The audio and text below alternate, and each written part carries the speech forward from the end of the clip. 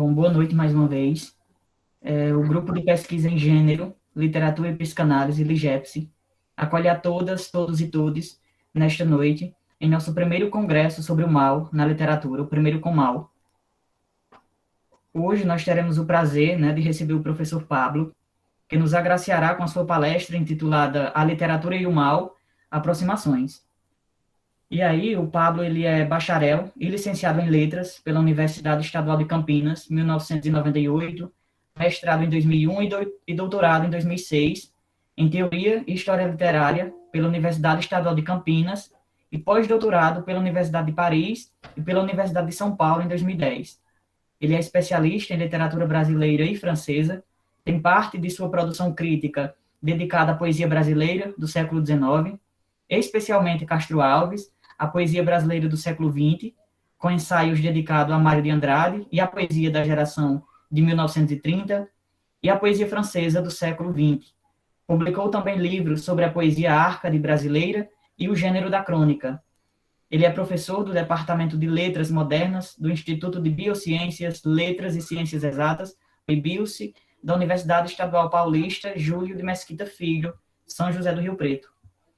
Então, Pablo, desde já, muito obrigado em nome do LIGEPSI por ter aceitado desde o início fazer parte deste evento enquanto palestrante. Então, a partir de agora, eu passo a minha palavra para você e a gente pode dar início. Tá bom, obrigado, Rian. Obrigado pelas palavras. Bom, agradeço a todos a presença. Bom, eu já vou, na verdade, pular para o texto que eu mais ou menos preparei. O final do texto está um pouquinho aberto. É um texto com todos os problemas dele, então vocês se sintam à vontade para me interromper durante a leitura, quando ficar complicado. Em alguns momentos, quando fica complicado, eu percebo, eu interrompo e tento explicar. Mas em outros momentos eu acho que está tudo claro e vão em frente, e se não tiver, portanto, assim, faça um sinal. Bom, eu de partida, quando eu recebi o convite do Rian contextualiza um pouco a minha fala, eu imaginava que, na verdade, assim, era um congresso bem menor. Éramos, assim, talvez uns 5, 6, pensando na literatura e o mal, porque fazia tempo que eu não via isso desse modo, formulado desse modo, circulando. E eu pensei, bom, vou falar um pouco do meu lugar, etc., e vou fazer alguma coisa bem geral, que é um pouco, no fim das contas, que eu vou fazer mesmo. Mas fiquei oscilando se eu ia, bom, conversar ou se eu ia ler um texto, etc., E aí depois, bom, mais recentemente eu fui ver a programação e aí vi um montão de gente, um montão de especialistas, etc. Fiquei super preocupado, passei alguns dias mal, falei, não, tem que preparar uma coisa um pouquinho melhor, com um pouquinho mais cuidado, etc. Porque, bom, vou falar para interlocutores que vêm pensando a questão do mal, mesmo essa tipologia do mal sofrido, do mal praticado, etc. Às vezes é uma coisa que passa batido, né? Assim, isso não aparece no debate, a gente toma o mal sofrido e o mal praticado como se fosse a mesma coisa. E essa é a primeira coisa, uma das primeiras coisas que o Paulo Ricoeur faz no texto dele, que é um texto que eu vou citar. Então, separa uma coisa da outra e vai dizer, bom, que tem um mal que é sofrido também, que não necessariamente é praticado por alguém, mas é determinado por outras coisas. Uma catástrofe, o prédio cai, etc. Então, bom, eu fiquei oscilando, mas no fim das contas eu acabei preparando um texto e eu vou percorrer, eu acho que talvez uns 50 minutos. O final está um pouco em aberto, e aí nessa hora eu vou conversar com vocês. Mas, assim, de verdade, fiquem à vontade para me interromper. E aí a gente vai conversando também, não tem nenhum problema. A vantagem de ter o texto na frente é que, assim, vocês me interrompem, a gente conversa, eu volto, o texto está lá, assim, não tem nenhum risco de eu me embananar, assim, mas faz parte também. Então, bom, eu queria, assim, mais uma vez agradecer o convite do Rian para falar de literatura e de mal, desse primeiro Congresso Nacional sobre o Mal na Literatura, primeiro, né, organizado pelo Grupo de Pesquisa Literatura, Gênero e Psicanálise da Universidade Federal da Paraíba. Bom, eu confesso que para mim é um prazer, né, ter vocês como interlocutores num tema que eu já venho percorrendo já há alguns anos na minha pesquisa, mas nunca de forma direta e sistemática, como o próprio Rian já assinalou, né, assim, eu não escrevi nenhum artigo sobre o mal, nenhum livro sobre o mal, e na verdade o mal apareceu para mim um pouco por acaso, um pouco pela minha pesquisa com literatura católica, e eu trabalhei com escritores que se converteram ao catolicismo no início do século XX, tanto na França quanto no Brasil. Na França houve uma voga de intelectuais que se converteu, que se converteram. Uma voga, assim, 800 intelectuais, grandes autores, como Paul Claudel, como o Pierre Jean Jouve, como Marc Jacob, que foi o autor da Vanguarda, como Jorge Bernanos, sobre o qual eu vou falar, que veio para o Brasil, que era um romancista, escreveu romances muito escabrosos, muito violentos. E eu trabalhava um pouco com essa perspectiva, que era uma perspectiva entre literatura e sociedade, da conversão de escritores, apontando para uma outra questão teológica, mas quando elas apareciam, porque eu mesmo não tenho formação em teologia, até que eu me vi traduzindo os romances do Georges Bernanos, que foi um romancista central, né, na tradição francesa, entre os anos 30 e 40. Foi muito lido, escrevi um livro chamado Sob o Sol de Satã, e para o Bernanos a questão do mal aparecia permanentemente. Bom, isso ficou um pouco na minha cabeça. E pensando um pouco no interesse dos meus próprios alunos e alguns orientandos que trabalhavam com literatura e catolicismo, ou literatura e teologia, ou literatura e eventualmente filosofia, eu propus um curso para pós-graduação que tinha uma dimensão um pouco de, como é que se diz, de pesquisa para mim, assim, eu mesmo lendo coisas sobre o mal, sobre literatura, sobre essa relação entre literatura e o mal, que eu não havia lido anteriormente, etc., e tentando organizar isso na minha própria cabeça. E, evidentemente, pensando no Jorge Bernanos e pensando um pouco nesses possíveis diálogos, né, com os alunos, né, de modo que o curso ficasse atraente, porque eu percebia que era uma questão latente, era um interesse que surgia, bom, e tanto que os cursos tiveram uma participação grande de alunos, esses cursos que mobilizaram essa relação entre literatura e o mal. Então, bom, de partida foi um curso que eu ofereci 2 vezes com esse mesmo título, e que também era uma espécie de homenagem ao filósofo francês, para mim muito importante, que foi o Georges Bataille. E eu não sei se vocês ouviram, se o Georges Bataille apareceu no âmbito da reflexão aí do Congresso, mas para mim, em parte, assim, em grande medida, é o Georges Bataille o centro da reflexão sobre a literatura e o mal, até porque ele escreveu um livro chamado A Literatura e o Mal, que foi publicado em 57 e traduzido de forma excelente pelo Fernando Scheib. E eu vou começar a apresentar um pouco o slide para vocês verem as capinhas dos livros e olharem um pouco o Georges Bataille. Então, assim, o curso, na verdade, assim, foi um pouco, muito pensando o Georges Bataille e pensando um pouco, evidentemente, nesse debate com os meus autores católicos convertidos. Bom, no Brasil, alguns importantes, né? O Nelson Rodrigues foi um que escreveu tragédias, o Murilo Mendes foi outro poeta convertido, Jorge de Lima se converteu também. A nossa crítica literária do início do século XX, ela se pretendeu católica. Vocês conhecem, né? O Alceu Amoroso Lima, o Afrânio Coutinho, que escreveu um livro sobre o Machado de Assis, que começa fazendo uma defesa da crítica literária católica. Mas alguém como Álvaro Lins também, são todos críticos católicos. Então, em parte eu vinha daí, em parte pensando um pouco no interesse dos meus alunos, dos meus orientandos, mas também ancorado. Essa foi a minha tentativa de me ancorar na leitura do Georges Bataille. E aí vocês vejam o Georges Bataille, os livros, né, ancorado nesses livros, nesse livro, né, e aí, bom, no texto em francês, La littérature et le mal, a tradução excelente do Fernando Scheib, que saiu pela editora Authentic em 2015. Bom, e a tradução inglesa, mas, bom, já na tradução brasileira, na capa, né, vocês percebem um corpus variado de autores aos quais o Bataille se dedicou, e eu os menciono um pouco na ordem dos capítulos, né, sabendo que havia ainda um capítulo sobre Lautréamont e os Cantos do Mal de Horror, que não foi, não sei se não foi escrito ou não foi incluído. Mas, bom, no corpus do Bataille apareciam Émile Brontë, o Baudelaire, o Michelet, o William Blake, o Marquês de Sade, o Marcel Proust, o Kafka e o Jean Genet. Esse é o corpus, né, com esses 8 longos capítulos, e que em torno do qual eu quis estruturar o meu curso.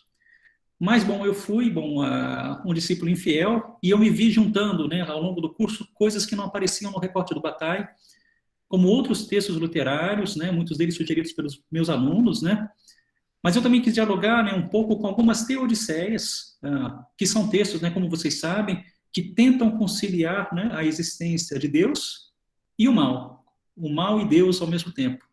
Como é essa coisa? E E, em grande medida porque eu tive vários alunos, né? Tive a sorte de ter vários alunos dos meus cursos que eram especialistas em teologia. E aí, bom, era a possibilidade de dialogar com eles. E a pergunta desses textos, né, dessas teodiceias é, bom, sempre, né, por que Deus permite o mal? Essa é a pergunta central.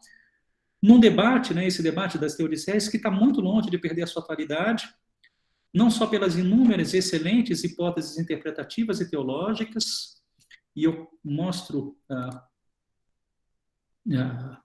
o Bataille e alguns desses livros, e aí vocês veem, né, o texto do Alvin Plantinga, God, Freedom and Evil, Deus, Liberdade e Mal, o livro do John Hick, que é um livro clássico, para mim um dos melhores, Evil and the God of Love, o Mal e o Deus do Amor, e o livro do Richard Swinburne, que é o Providence and the Problem of Evil, Providência e o Problema do Mal, além do livro do Paul Ricoeur.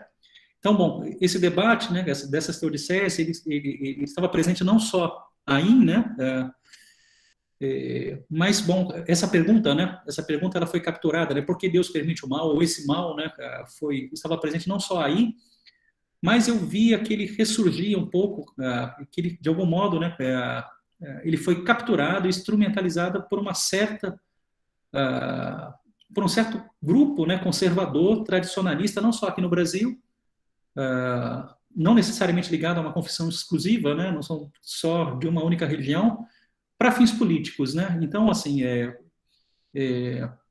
só para dizer para vocês que esse debate sobre o mal, né, na sua dimensão teológica, ele está muito longe de perder a sua atualidade, porque, bom, nós nos vemos diante dessas maravilhosas interpretações da relação entre a existência de Deus e a existência do mal, desse paradoxo, né? Mas também porque esse debate foi capturado, né, por grupos tradicionalistas, e eu faço menção a 2 livros excelentes sobre isso, para quem tiver interesse. Um deles, do Benjamin Teitelbaum, intitulado Guerra pela Eternidade, o retorno do tradicionalismo e a ascensão da direita populista, publicado pela editora da Unicamp em 2020. Além desse outro livro, né, do Mark Sedgwick, intitulado Contra o Mundo Moderno, o Tradicionalismo e a História Intelectual Secreta do Século XX. E ambos, né, em torno de uma figura central do tradicionalismo, que foi o René Guénon, que teve revistas importantes e teve contato com alguns dos intelectuais católicos que eu mesmo estudei, como o Jacques Maritain. E eu vou colocar o Jacques Maritain aqui no chat, porque eu esqueci de escrever o nome dele, colocar claro aí para vocês. Bom, então, assim, no âmbito do curso, né, então, lá atrás, a minha ideia foi a possibilidade de deslocar esse debate, na medida do possível, o debate sobre o mal, para a literatura. Até porque, bom, nesse espaço da teologia, da reflexão sobre as teodiceias, eu não me via nem um pouco, ainda não me vejo, nem um pouco confortável. Mas pensando, né, bom, nesse deslocamento, né, a partir de um trecho que eu acho que é muito provocador, se vocês quiserem me interromper no momento depois da leitura dele, fiquem à vontade, que é um trecho da Simone Weil, sobre o mal, que eu cito e que está no livro O Peso e a Graça. A tradução ela é minha, né, mas eu sei que existe uma tradução recente da Leda Cartoon, que foi muito bem recomendada, mas que eu não tive a possibilidade de consultar até aqui. Então eu mostro para vocês o trecho, que é esse. Literatura imoral, o mal imaginário é romântico, variado, o mal real morno, monótono, desértico, tedioso. O bem imaginário é tedioso, o bem real é sempre novo, maravilhoso, embriagante. Daí a literatura de imaginação ser ou tediosa ou imoral, ou uma mistura dos dois. Ela só escapa a essa alternativa passando de algum modo pela força da arte para o lado da realidade, o que só o gênio pode fazer. Então esse fragmento está no La Pesanteur et la Grâce, eu cito a partir da edição de 2005, foi a edição a partir da qual eu traduzi, mas bom, existem 2 edições, eu acho, em português, uma pela Martins Fontes, e essa edição mais recente, traduzida pela Leda Cartoon. Bom, vocês vejam que é um trecho sobre o qual há muito, muito a conversar, e eu gosto bastante dele, gosto demais dele, da ideia de que de um mal imaginário, que não é o mal real, e eu acho que isso aqui é interessante para a gente que trabalha com a literatura o quanto a literatura é um mal imaginário, o quanto a literatura é um mal real, o quanto a literatura, no momento que ela encena o mal real, ela deixa de ser literatura, ela passa a ser outra coisa, testemunho, documento, ou quanto a literatura, no momento que a literatura é imaginária, ela nos permite deslocamentos, né, bom, é um debate grande, mas assim, a ideia de que, portanto, de um mal imaginário que não é um mal real, a ideia de que a literatura se torna imoral nesse movimento de representação e encenação do mal, desse mal, né? Desse mal que é o mal imaginário, porque o mal real é tedioso. Mas também, bom, vocês vejam aí, né, nesse trecho, essa relação que se dá entre arte e realidade, a ideia de que a literatura se serviria do mal quase como uma espécie de preguiça, né? Uma espécie de literatura preguiçosa, ela vai um pouco atrás desse mal imaginário, diferentemente de uma verdadeira arte que traria a literatura para o real. Então, bom, é um trechinho, como todos os fragmentos sobre o mal da Simone Weil, um trecho maravilhoso e extremamente complexo. Estou vendo aqui as perguntas aqui da Thay, né? Esse debate por que Deus permite o mal é bem antigo, mas a questão é que nós somos dotados do livre-arbítrio. A real questão para mim sempre foi por que as pessoas escolhem fazer o mal com o livre-arbítrio que recebem, né? Essa é o mal da pergunta aqui do Piquet, eu vou chegar a ela. Por que fazemos o mal? Não porque ele existe. Por que fazemos o mal? Então, esse deslocamento para o debate ético é sempre central e sempre importante. E eu gosto nesse sentido, assim, eu sempre aconselho a leitura lá do John Rica, né, que é a ideia de que existe um aprendizado do mal, que é também uma espécie de aprendizado que nos faz superar o mal, a ideia de uma espécie de gradação, de alguma coisa de um processo que é um processo de gradativo afastamento desse mal. Eu vi que o Samuel, né, colocou o problema do mal, o argumento do mal, uma coisa bem antiga, ainda discussão hoje, esse é um debate, né? Tem Odisseia, bom, várias teodiceias é um baita problema, exatamente, um problema super complicado.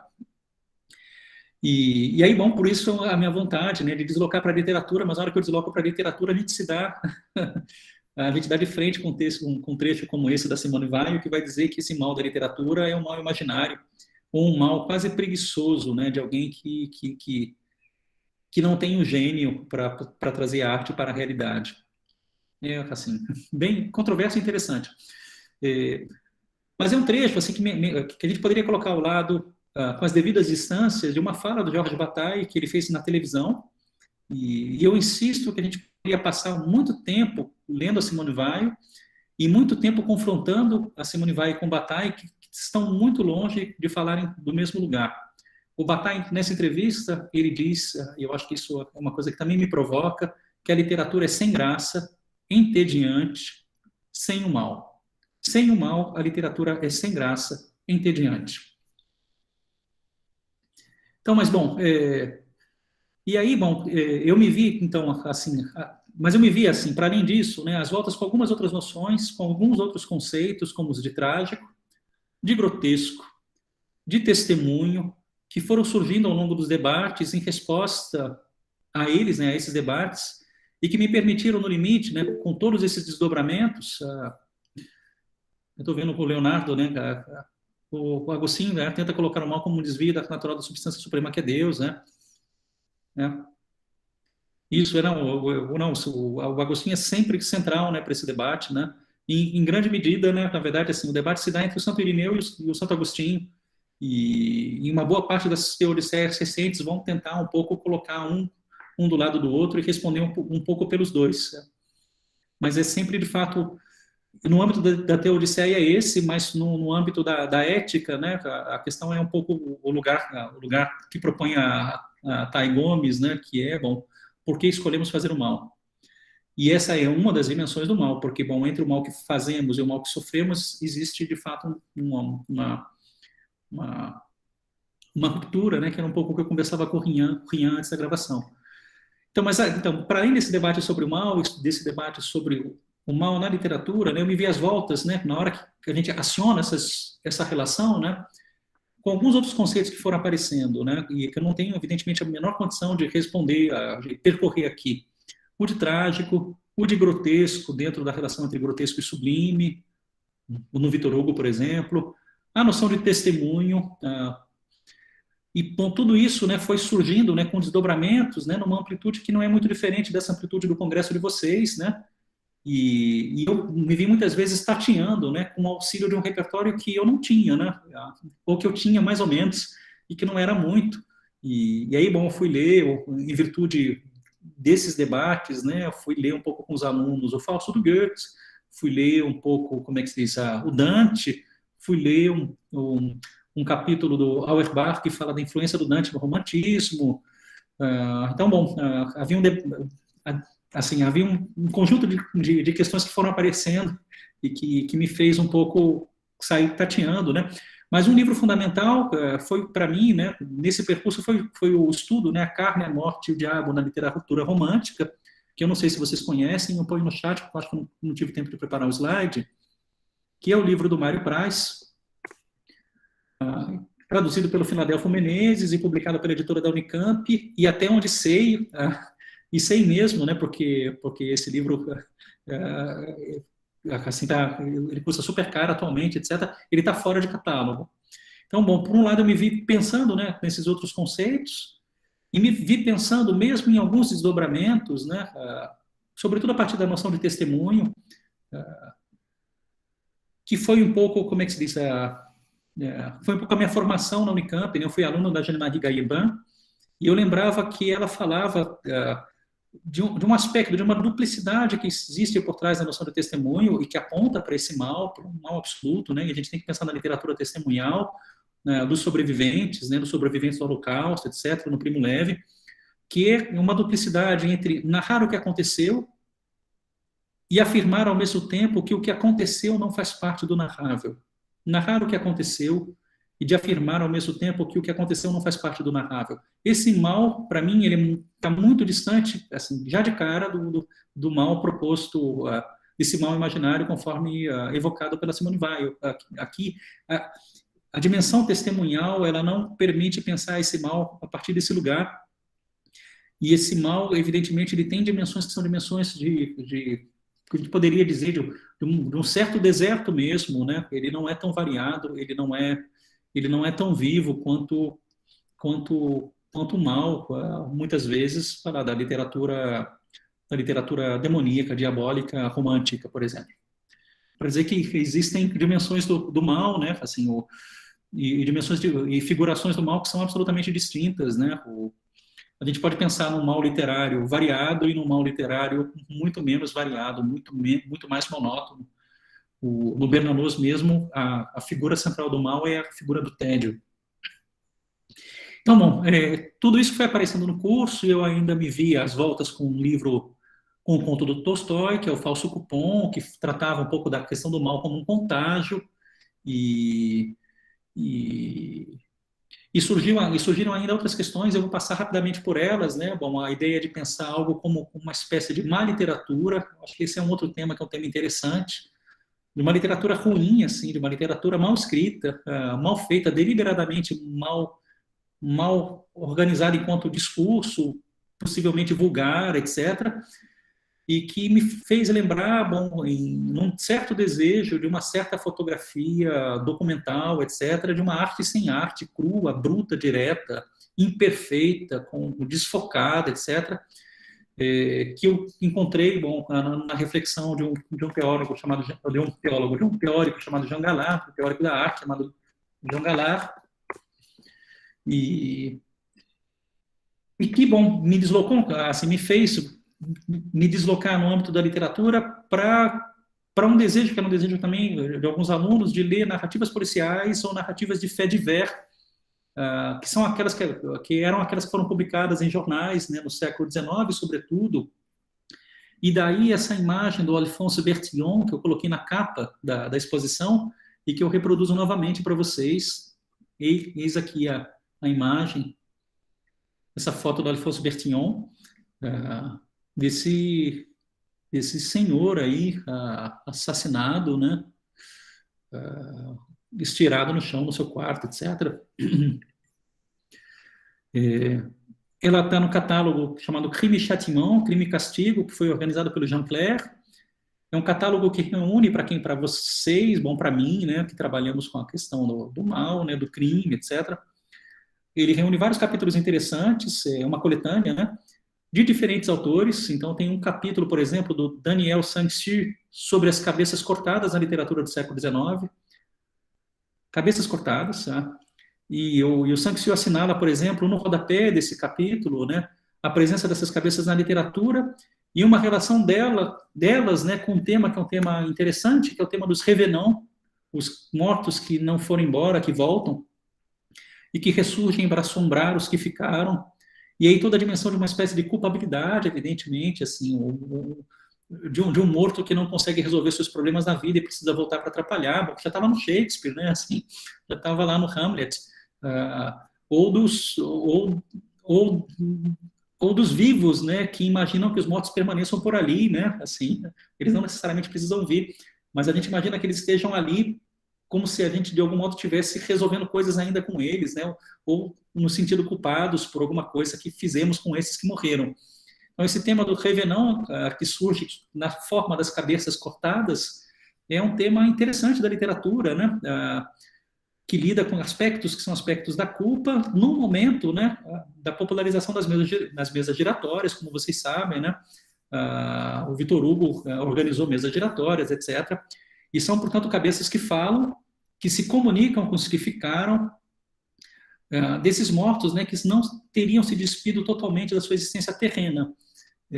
Para dizer que, bom, alguns fenômenos, assim, para uma parte algumas crenças, né, que falam de uma morte que é uma morte gradativa, né, não da morte, assim, decisiva, né, morreu, mas uma espécie de movimento gradativo de afastamento da condição terrena, e esses mortos ficariam vagando aí por um tempo. Num espaço da culpa, etc. Esse é um tema literário do 19, e, bom, aparece um pouco em algumas doutrinas, né, no Espiritismo. Então, bom, então, ele nos lembrava também, né, o Sang-Soo, nesse capítulo, né, de algumas outras coisas. Bom, em primeiro lugar, as degolações em massa, com a invenção da guilhotina e a Revolução Francesa, e aí, portanto, algo de uma violência revolucionária. E eu falo isso para lembrar que dessa literatura revolucionária que foi violenta, anticlerical, e vocês lembram do Marquês de Sade, erótica, pornográfica, algo muito pior do que isso. Então, o Sang-Soo fala dessa relação de uma violência da revolucionária que encontraria o espaço de uma certa continuidade na literatura, como se a literatura e a arte se autorizassem a representar a violência mais brutal. Então, agora eu posso, né, porque de algum modo essa violência existe. Embora nunca seja só isso, né? Bom, essa autorização, né, ela passou por lugares de cultura, passava, evidentemente, por lugares de cultura, como vocês sabem, né, em que houve a representação da decapitação. Então, bom, o episódio da Salomé e do São João Batista, né, recuperado pelo Oscar Wilde, é um deles. As representações da Medusa, que aparecem no estudo do Mário Praz, é um outro exemplo. Mas a gente lembra também do corpo fragmentado do Frankenstein, da Mary Shelley, né? O espaço da mutilação corporal é um espaço que surge aí nessas narrativas do 19 e que encontram muitas vezes a autorização do próprio espaço do jornal, né? Onde estavam muitos escritores, porque os crimes, né? E as narrativas imaginárias dos crimes, elas muitas vezes estarão, né? Nesse mesmo lugar que é o jornal, a notícia e o rodapé, etc. Dessa literatura, né, muitas vezes do realismo, naturalismo, né, que convoca lugares de violência real e cultural, né, esses dois espaços, né, eu estou pensando um pouco no Leonardo, que trabalha com o Smans, esses dois espaços, né, do real, da violência real, evidentemente, dos crimes que estão estampados nos jornais, mas de alguma dimensão que é cultural também, dessas outras cabeças cortadas lá para trás, né, da literatura, do texto religioso. E aí, bom, a arte e a literatura ganham, portanto, uma espécie de pé na realidade, né, e servindo-se, né, bom, no caso aí de narrativas de crime, né, de um tipo de construção típico do inquérito policial, como vocês sabem, né? Primeiro temos o crime, em seguida a narrativa do esclarecimento do crime, e aí na exposição, né, por exemplo, foi exibido um molde aí que eu mostro para vocês do Henri Jacques Pronizy, que foi guilhotinado em 87 por um triplo homicídio. Olha aqui o molde dele.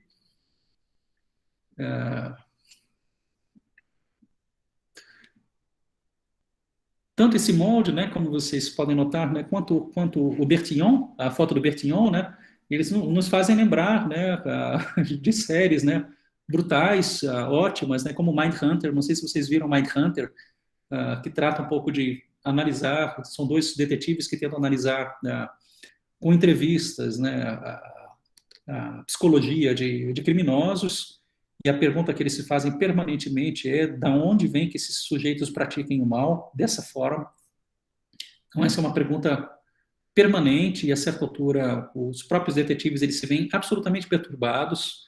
É uma série que eu aconselho que vocês vejam, sobretudo a primeira temporada. A segunda é ruim, mas também aparece numa série como Dexter, que eu imagino que alguns de vocês conheçam, né? E eu penso tanto aqui nessa imagem quanto na imagem do Bertillon, na ideia desse congelamento do corpo paralisado e da cena que deve ser preservada para a investigação e que encontra sua contrapartida na própria fotografia, né, que registra, mas também organiza o olhar com todas as suas réguas e perspectivas. Deixa eu voltar lá.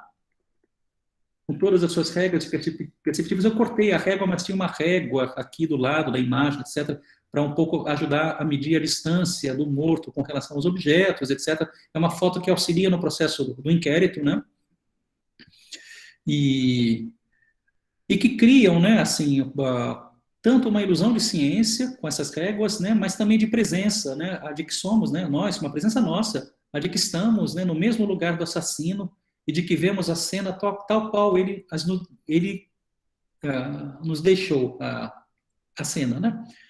E, bom, vocês sabem, né, que essas séries com serial killers, né, são um lugar recorrente da confrontação com o mal e da pergunta sobre o mal, né, da pergunta sobre por que fazemos o mal ou o que faz que façamos o mal.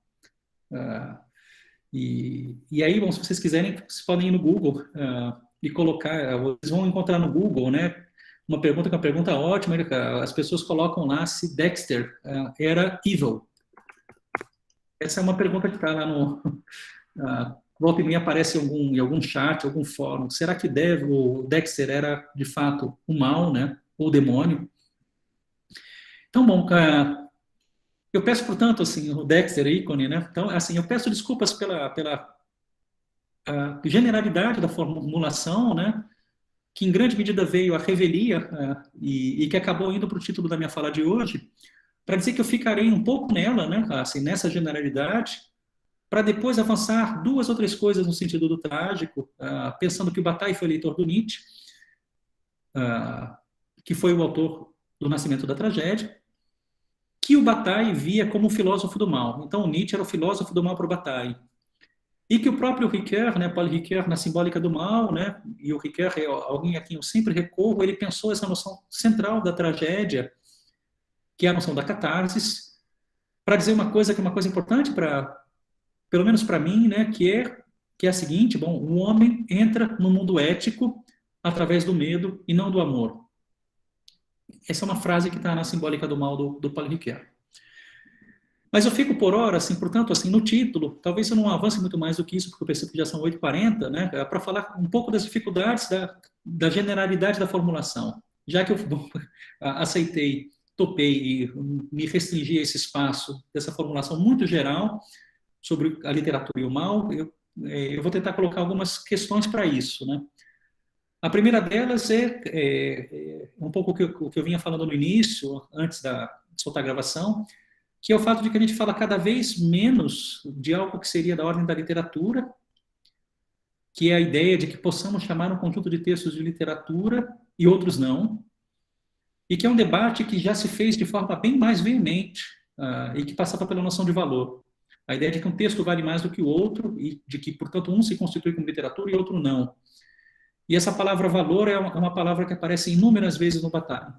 Então, assim, para dizer, um pouco para dizer que para o Bataille talvez seja mais confortável pensar o que é a literatura, e esse pensar a literatura passa muitas vezes por uma reflexão sobre a noção de valor, ainda que a palavra valor não apareça exclusivamente como valor estético, Bataille nunca é só isso, mas ela aparece, e ela está em muitos lugares do texto da literatura e do mal. Então, bom, essa para mim é uma primeira dificuldade da generalização da formulação, que já era para mim lá atrás, quando eu propus o curso, e eu propus mesmo assim, para justamente pensar nisso, que é bom, que é o fato de que a gente tem uma dificuldade de operar dentro daquilo, dentro do léxico, daquilo que a gente poderia chamar de literatura.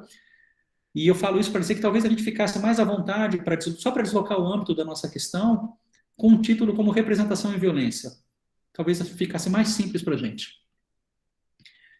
Então, a literatura me parece, portanto, em grande medida, uma coisa, assim, talvez, eu não vou colocar assim de forma meio dura, né, mas uma coisa meio velha, ainda que ela tenha a ver com o próprio lugar a partir do qual a gente fala, né, que envolve a prática universitária da leitura de textos, legitimação de alguns deles, né, amparados todos nós, né, sempre por uma noção instável do que poderia ser o literário, né. A gente muitas vezes não vai dizer, olha, esse texto é literário, mas a gente pressupõe que ele seja literário para tratá-lo e muitas vezes para legitimá-lo no nosso próprio espaço crítico. O mal, por sua vez, né, ele também parece velho como formulação, e era isso um pouco sobre o que eu falava, da violência ao mal, né, é como se a gente recuperasse um caminho que vai às avessas de algo que parece mais material, mais contingente, alguma coisa que é mais conceitual ou que requer definição. Então, a gente sabe mais ou menos o que é violência ou o que é sofrimento, mas a gente sabe muito pouco o que possa vir a ser o mal, né?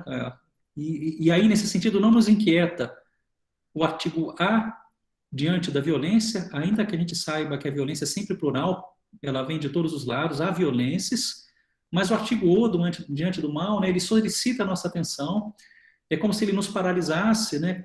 E eu vou citar o Bernanos, né? Como num trecho do Bernanos, que eu cito para vocês, que está aqui, quem gostaria de perder a vida ruminando o problema do mal em vez de lançar-se à frente? O que seria, então, esse mal? Essa, para mim, são perguntas que eu vou fazer um pouco para mim e para vocês, porque ele parece tão velho, enquanto questão associada a uma reflexão sobre a literatura e a violência tão nova. Será que é porque talvez pareça menos plural? Ou como se as causas para a violência fossem sempre mais ou menos determináveis, previsíveis? A violência pode ser, por exemplo, fruto de uma sociedade desigual, do colonialismo, de um casamento infeliz, como da Thérèse Racan, do Émile Zola, que decide matar o marido. Mas o mal, né? O mal tem uma dimensão da humanidade, do humano, assim, ou do instintivo animalesco, né? De algo que está para aquém da esfera do humano, entendendo a humanização como um processo inacabado. Então, nós vamos nos humanizar e, enquanto isso, somos animais e matamos, né? O mal ultrapassaria, assim, portanto, uma determinação precisa, né? Ele diria respeito a uma espécie de origem, né? Que pode retirar, diluir ou apagar a pertença histórica minha, né? Do agente, que somos nós, né? Desse mal. Eu faço mal, assim, mas assim, eu faço mal por alguma razão que eu não sei muito bem qual é, e não necessariamente ligada à minha história ou à história onde estou, né? Então, assim, o mal, né, ele lida assim com dimensões de responsabilização, mas também de destino.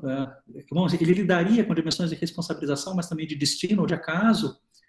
O Georges Bataille, né, ele vai dizer, contrariamente, que o mal está relacionado com a liberdade e que esta é sempre uma abertura à revolta, que o mal é um modo de pensar não conformista, não convencional, ao passo que o lado do bem é aquele da submissão e da obediência. O bem estaria ligado ao caráter fechado da regra, segundo ele. O mal, não. Então, assim, vocês vejam que são questões muito complexas e há muitas respostas para elas, né?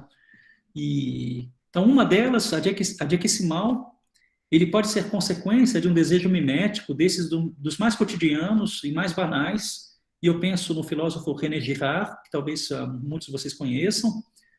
O Girard dizia que a gente não deseja qualquer coisa, essa água, diretamente, mas a gente deseja isso sempre por meio de um terceiro, de alguém com quem a gente rivaliza. E esse terceiro, assim, para ele, se torna uma espécie de ente diabólico e a gente pode eventualmente querer brigar com essa pessoa, né? E aí, bom, eu lembro para vocês disso, né, para dizer que no Girard, né, esse desejo mimético, ele vai engendrar tanto uma reflexão de caráter teológica, envolvendo o cristianismo. Isso aparece num livro chamado Le Bouc Émissaire, O Bode Expiatório, quanto de natureza política sobre a guerra e o extermínio, um livro chamado Achevé Clausewitz, que foi traduzido pela editora Realizações. Mas o René Girard propõe a presença desse desejo mimético, dessa rivalidade. Ele localiza, né, essa rivalidade no centro da trama de autores tão díspares quanto o Cervantes, o Stendhal, o Flaubert, com atenção, por exemplo, a todo o vocabulário da inveja no Shakespeare. Tem uma enorme atenção no artigo que ele escreve sobre Shakespeare, a esse vocabulário da inveja. Então, bom, Girard vai dizer que o nosso desejo seria sempre o desejo segundo o outro, e ele formula isso da seguinte maneira, e eu cito para vocês: para que um vaidoso deseje um objeto, basta convencê-lo de que esse objeto já é desejado por um terceiro, a quem se agrega um certo prestígio. Então, bom, esse desejo, né, ele vai ver como uma espécie de doença, em função da possibilidade desse rival estar distante ou perto, etc. E ele vai um pouco percorrer isso no Stendhal, no Dom Quixote, etc. Então, bom, eu dou esse exemplo, né, para dizer um pouco como existe uma solicitação mútua entre a literatura e o mal, e foi isso, de algum modo, que fez arriscar o caminho de compreensão, já nesse curso, mas ainda hoje, né, com todo o caráter de tentativa, de ensaio, de incompletude. E me interrompam, né, assim, se vocês acharem que está muito complicado, assim, para mim me parecia que era uma solicitação permanente, né, a ideia dessa relação entre literatura e o mal. Mesmo com essas dificuldades, com todos esses dobramentos. Por duas razões, e eu acho que assim, se a gente puder ficar com essas duas razões aqui para a nossa conversa, elas já são suficientes, né? A primeira delas é que, assim, para mim significava que falar da literatura... que não havia a possibilidade para mim, né, de falar de uma literatura, pensando no Bataille mesmo, sem pensar o mal. Falar de uma literatura que... e aí, portanto, pensar uma literatura que precisa de um certo mal, precisa de um mal-estar para se legitimar como literatura. E aí é como se a nossa experiência de leitura de algo que chamamos de literatura, e por isso literatura e o mal no Bataille, como se a nossa experiência de leitura de algo que a gente chama de literatura se fundasse, ainda que de forma indireta, não explícita, a partir de diversos modos de percepção de um certo modo ou de um desejo por esse mal. De percepção de um certo mal ou de um desejo por esse mal. E aí, bom, daí toda a complexidade nossa, né, de professores, né, de literatura, que eu estou vendo que o Manuel colocou o texto aqui, o Bode Expiatório, obrigado a esse livro mesmo. E aí junto já tem a Violência e o Sagrado do Girard, etc. O Bode Expiatório, eu estou vendo aqui que você colocou, ele saiu pela Paulus, pela editora católica, né? Esse livro é um livro muitíssimo bom, é um livrinho pequenininho, e eu acho que ele ficou caro, assim, porque não devia custar R$40. Obrigado, Emanuel. Então, assim, por um lado, assim, para mim não dava para, assim, para mim significava que pensar que uma parte da literatura não poderia ser pensada sem o mal. E essa é um pouco a operação do Bataille, assim, como se a nossa experiência de literatura, de leitura de alguma coisa que a gente chama de literatura, sempre se fundasse, ainda que a gente não dissesse para nós mesmos, a partir de uma percepção de alguma coisa que é um certo mal.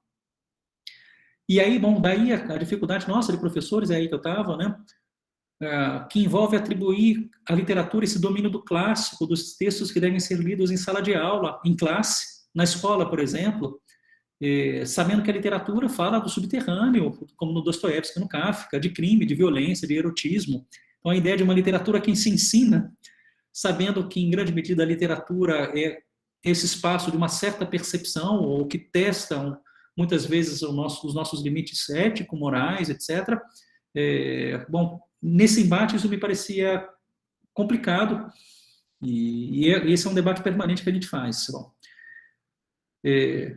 então, bom, esse caminho que ainda o primeiro, depois eu vou para o segundo, ele dizia para mim uma coisa que era uma coisa geral, mas importante, e aí eu não sei se vocês concordam, vocês podem discordar, que é a ideia de que a literatura só é literatura na medida em que solicita uma dimensão do mal. A literatura só é literatura na medida em que solicita uma dimensão do mal.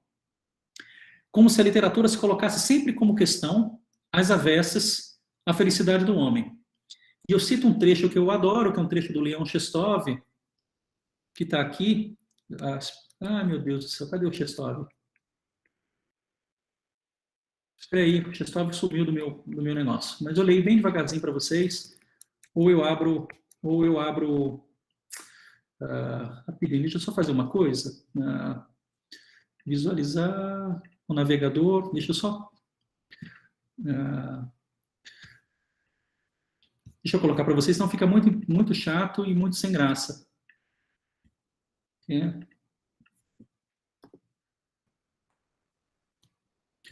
Que esse trecho aqui do Chestov, que foi um leitor, né, do Nietzsche, do Kierkegaard e do Dostoiévski, né, ele escreveu sobre eles. Então, assim, o que eu estou dizendo ainda é o primeiro caminho, que a literatura só seria literatura na medida em que solicita uma dimensão do mal. E aí eu cito o Chestov um pouco para me ajudar. O peixe procura as grandes profundezas, o homem, a felicidade.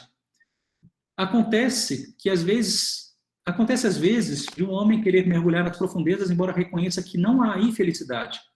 Ao contrário, sente-se mal, até bem mal. É difícil explicar as razões para isso. Chamam essa necessidade de perturbação mental, de doença psíquica. De todo modo, é só o homem trocar felicidade por profundidade que seus semelhantes deixam de compreendê-lo e se afastam.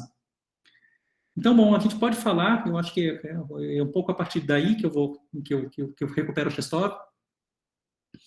Podemos falar da literatura, desse nosso desejo de literatura, como uma espécie de doença psíquica, um mal, e em francês mal, né, assim, as minhas referências são em grande medida francesas, mal também significa dor, né, eu tenho mal nas costas, mal au dos, é uma dor, né, assim. Porém, é possível, então, a gente pode falar da literatura, desse nosso desejo da literatura, como uma espécie de doença psíquica, mas é possível pensar nela também como esse mergulho nas águas profundas, aparentemente calmas, onde há seres desconhecidos, onde respiramos mal, correndo o risco de nos afogar. Bom, é possível ver nesse desejo também, um certo movimento de afastamento. Será um afastamento do mundo, do cotidiano das nossas relações, dos seres, né, por vezes superficiais que nós somos, né? Então, a ideia de que, como se estivéssemos, sem a literatura, fadados a permanecer na margem.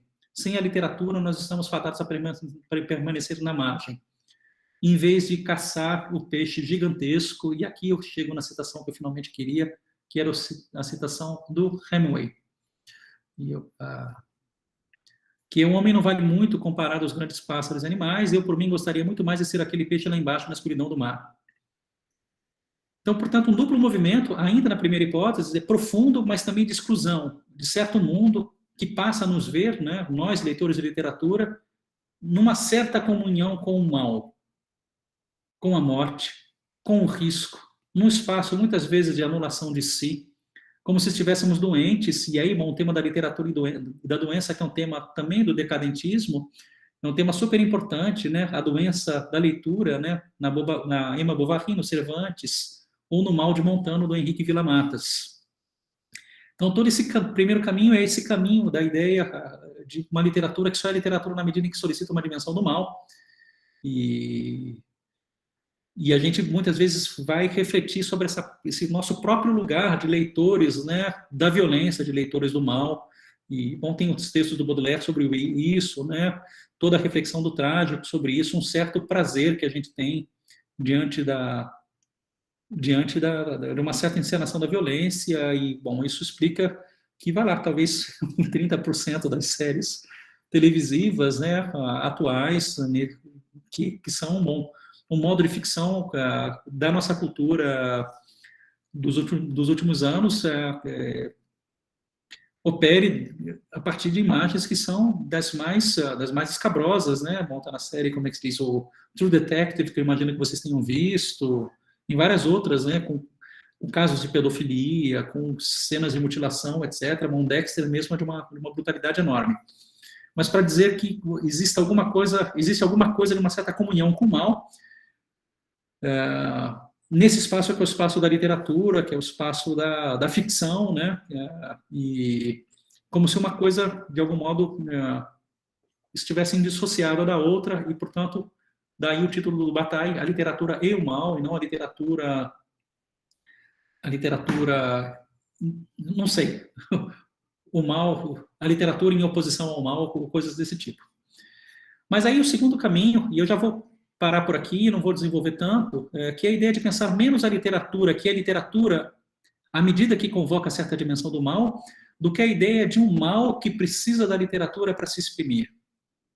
A ideia do mal como expressão, de exprimir o mal, isso aparece bastante no Bataille, num movimento que seria muitas vezes um movimento de alguns escritores de sacrificar a si mesmos, né? E de dar vazão numa espécie de movimento que talvez seja um movimento de sublimação, pensando no conceito freudiano.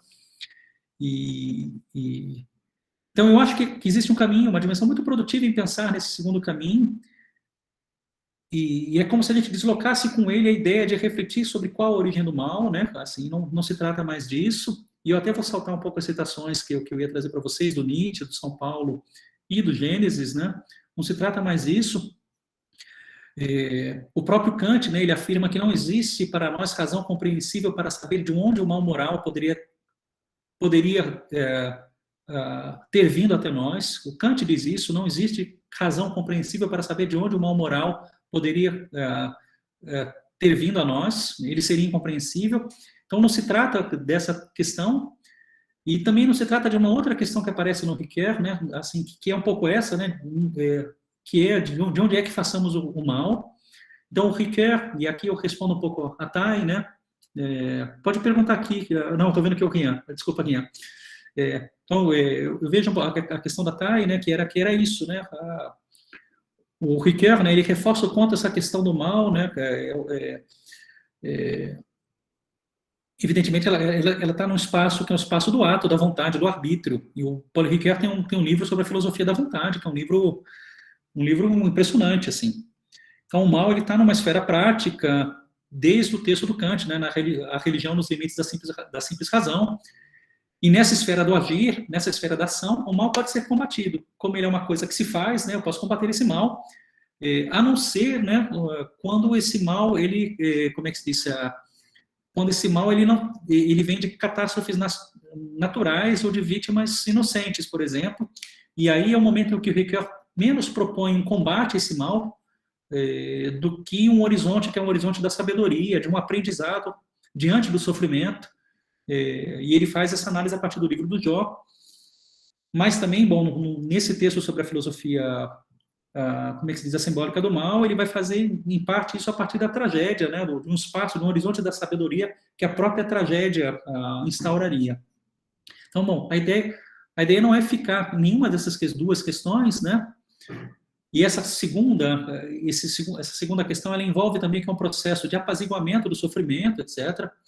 E, na verdade, o que eu gostaria é para aqui, eu acho que é para cá que eu vou, já vou terminando aqui, embora bom, a gente possa prolongar a conversa depois, e foi esse o movimento do curso, eu acho que esse é o movimento geral do curso que eu tentei dar para os meus alunos, que era, bom, me deslocar da origem, me deslocar de onde é que façamos o mal, por que fazemos o mal, ou me deslocar desse horizonte da sabedoria diante da catástrofe, embora ele apareça em várias obras literárias, né? Mas a ideia era pensar uma certa passagem do ethos, daquilo que o Ricoeur chama do ethos, a um certo cosmos. O ethos, como vocês sabem, é uma palavra de origem grega, dela provém a ética, no nosso contexto, né? Assim, basta pensar que ela representa o conjunto de características morais, afetivas, sociais e comportamentais do indivíduo. E eu acho que é importante reter daí, sobretudo, a ideia de uma dimensão individual, que é isso que nos interessa. Então, assim, eu gostaria de passar do sofrimento de uma percepção do mal, que pode ser individual, passar do sofrimento de uma percepção do mal, que pode ser individual, que é frequentemente individual, ao cosmos ou visão englobante, conforme proposta pelo Ricoeur. Então, se trata da ideia de integrar a percepção do mal, do sofrimento, a um domínio, de certo modo, mítico, no sentido do mitos, de uma narrativa. E aí é um momento que o Ricoeur, né, ele propõe, né, que existe, né, bom, diferentes narrativas fundadoras e religiosas, né, que vão dar sentido a esse mal, mas a ideia era deslocar isso dessas narrativas fundadoras, e foi nesse sentido que foi o curso, né, para a literatura, a partir das seguintes questões, e eu faço várias delas para vocês e já concluo. Quais são os modos de manifestação que a literatura provê esse mal? Como ela justifica o mal? Como ela o dá a ver ou o exibe? E o dar a ver ou exibe diz muito sobre o que ela é e diz muito sobre o que nós somos, um espaço, inclusive, que pode ser de um certo voyeurismo nosso diante da violência. Outra pergunta, seria a literatura um lugar que encena, produz uma fenomenologia da experiência do mal? Será que a nossa experiência do mal, e aqui bem antes Simone Weil, a nossa própria experiência do mal, ela, do mesmo modo que a nossa experiência do tempo, e eu estou pensando no tempo e narrativa do Ricoeur, ela não passa por uma espécie de fenomenologia da experiência do mal que vivemos, em grande medida, de forma imaginária, através dos textos literários? Então, bom, a ideia de que sofro diante da morte de um parente, porque, de algum modo, esse sofrimento diante da morte de um parente é um espaço de um certo lugar cultural que passa, eventualmente, pela literatura. Para dizer que outras culturas podem sofrer menos diante da despedida dos parentes, e algumas são, às vezes, festivas. Então, bom, isso poderia ser um debate. Ainda que talvez acho que o meu exemplo não é muito bom. A gente pode ver aí um desdobramento hermenêutico da experiência do mal, né? A literatura como desdobramento hermenêutico do mal, isto é, compreender a experiência, por exemplo, do pecado, do mal, da culpa, também não é interpretar alguns dos modos de linguagem nos quais essa experiência se manifesta. Não é interpretar a nós mesmos diante desses modos de linguagem. Então, a culpa não é, de algum modo, essa experiência de um modo de linguagem em que se dá a culpa, em que se dá o pecado, em que se dá o mal, que muitas vezes é um modo da confissão, por exemplo, que aparece, claro, na literatura.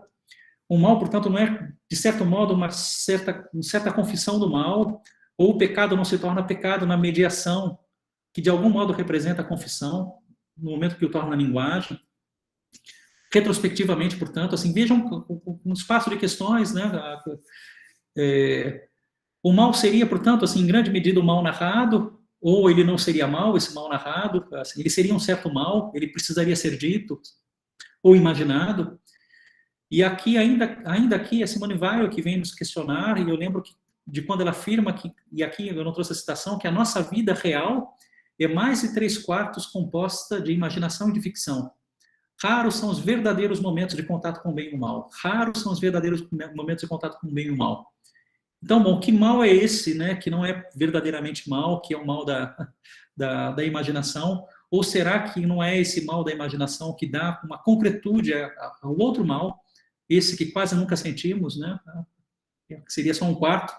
Então, bom, é nesse lugar, numa dimensão que é propriamente narrativa, literária, e que pode ser a dimensão do trágico, e a gente não vai ter tempo de percorrer o trágico, a noção de excesso, a noção de catarse, a noção de dispêndio, são noções importantes para o Bataille. É nesse lugar, de algum modo, um tanto quanto anárquico, né, que eu tentei casar, né, ou reunir tanto o Paul Ricoeur quanto o Georges Bataille. Eu termino aqui porque já deu 1 hora, mas assim, teria um montão de coisa a mais, como vocês sabem, né, como está um pouco no âmbito do Congresso, daria um pouco para percorrer o Aristóteles, daria para falar um pouco dessa dimensão do, como é que se diz, desse trabalho do luto, que sempre aparece no Ricoeur, é uma constante na reflexão do Ricoeur, o trabalho do luto frente ao sofrimento, e muitas vezes o próprio trabalho da literatura e da escrita como um espaço, um horizonte da sabedoria, a escrita literária como um horizonte da sabedoria frente ao luto. Então, esse é um debate interessante frente ao mal, a escrita, o narrar como um espaço, e aí muito distante daquilo que eu vim percorrendo, o narrar como um espaço de uma certa distância com relação ao sofrimento e como a possibilidade de superá-lo. Mas, bom, e é mais uma outra questão que para mim me parece sempre interessante, sobre a qual eu conversei rapidamente com vocês, que é a ideia de uma arte que recusa muitas vezes a arte, né?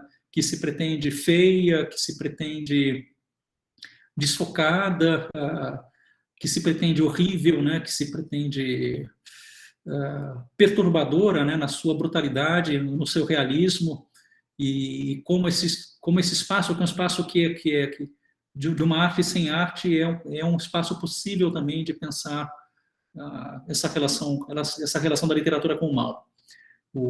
A crueza, por exemplo, das narrativas do Sade, por exemplo, ela me aponta muito claramente para isso. Eu estou vendo que apareceram algumas perguntas. Então, quem falou do mal no Jó foi o Paul Ricoeur. O mal, interpretação, eu vi que o Emmanuel colocou esse texto do Ricoeur, o mal, interpretação de Paul Ricoeur. Eu traduzia eu não sei se esse daqui é exatamente um que eu traduzi, mas no meu academia, para o curso que eu dei, na época, só havia uma tradução, e eu acabei traduzindo esse texto do Ricoeur, que foi extremamente útil, né? E o livro que a Thay menciona, Ética, Identidade e Reconhecimento. Aí eu estou citando vários, Emmanuel, assim, eu estou citando a Filosofia da Vontade, do Ricoeur, que não está traduzido, a Simbólica do Mal, mas, sobretudo, esse texto chamado O Mal, que aparece, que está no meu academia, se vocês quiserem procurar lá, eu até consigo recuperar o link para vocês e coloco.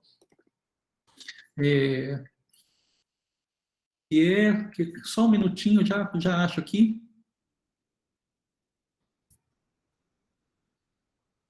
Que se chama... Deixa eu colocar o link que é mais fácil, né? Que chama Mal, um desafio à filosofia e à teologia. Esse é o texto central do Ricoeur. Eu coloco aqui no link para vocês. Que foi um texto originalmente publicado em 2004 e que eu traduzi para esse curso em 2019. E é um texto de uma enorme clareza e que aponta para esse espaço sempre da sabedoria, que é um espaço que frequentemente aparece no Ricoeur, está no livro Memória, História e Esquecimento, está em outros lugares, né? Bom, era isso, assim, a fala, espero que ela tenha sido interessante, embora muito geral, e que a gente possa conversar um pouquinho.